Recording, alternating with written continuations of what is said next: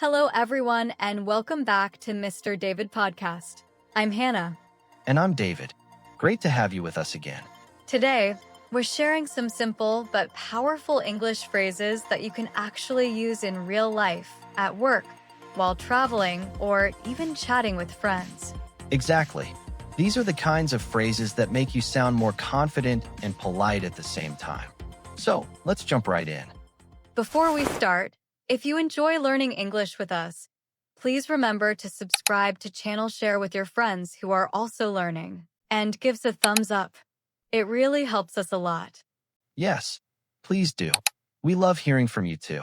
So, feel free to leave a comment about your day or anything you're learning. Our first phrase is, nice to meet you. This phrase is perfect when meeting someone for the first time. Exactly. For example, hi David, nice to meet you. It instantly creates a positive feeling. First impressions really matter. Another helpful phrase is, could you explain that in more detail? This is perfect when you want more information without sounding rude. Yes, especially in meetings or classes. It shows interest, not confusion. Moving on, let's look at a very friendly phrase. Could you please repeat that? Yes, a lifesaver. This phrase is perfect when you don't hear something clearly. Maybe there's noise around you or the other person is speaking too fast. Right. Instead of guessing or pretending you understood, you can politely say, could you please repeat that? It shows you care about understanding correctly. Another very useful phrase is, can you help me please? This one works everywhere. Shops, offices, airports, you name it. Exactly. Imagine you're in a store and can't find what you need. You can say, excuse me, can you help me please? Polite, simple, and effective. Now let's talk about, I'm sorry, I don't understand. This is an important one, especially for English learners. It's completely okay not to understand everything.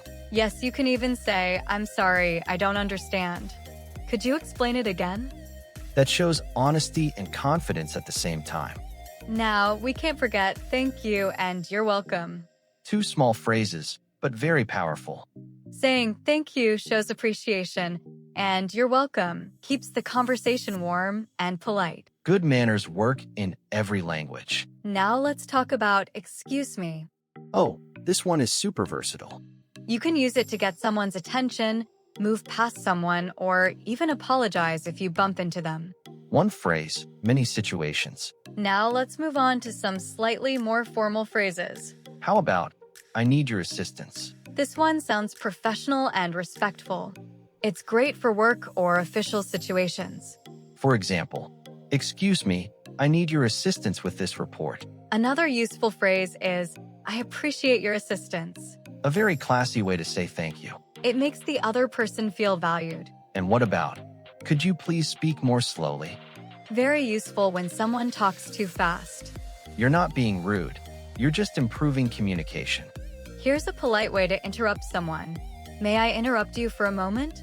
This phrase shows respect while allowing you to join the conversation. Timing and tone really matter here. Now let's talk about expressing preferences. For example, I'd prefer to meet in the morning. This helps you clearly share what works best for you. Another useful phrase is, could we reschedule our appointment? Life happens, plans change, and this phrase helps you handle it politely. Now let's move to apologies. How about, I apologize for the inconvenience? Perfect for professional situations, especially delays or mistakes.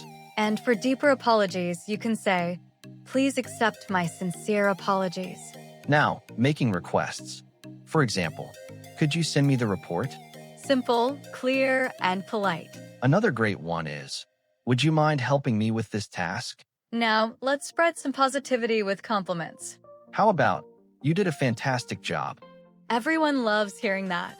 And I admire your creativity is a great way to appreciate someone's ideas. Finally, let's talk about offering help. For example, can I assist you with anything? And let me know if you need any help keeps the door open for communication. In hindsight, I realize I should have studied harder for that exam. We use the phrase in hindsight to talk about looking back at a situation and understanding it better now than we did at the time. It combines hind, meaning behind or back, and sight, meaning seeing. It's like saying, I see clearly when I look back. Will do. Saying will do is a short and informal way of saying, I'll do it, or I'll take care of it. It's fun, casual, and very common in daily conversation. For example, yep, will do. Don't worry, will do. What's what? You can trust her. She knows what's what when it comes to organizing events.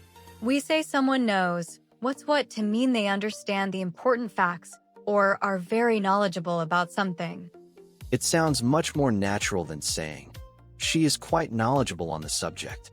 More or less. This is a very common expression. We use more or less instead of saying almost, not quite, or approximately. It's especially useful when you want to soften your answer. Instead of saying no, say I haven't finished.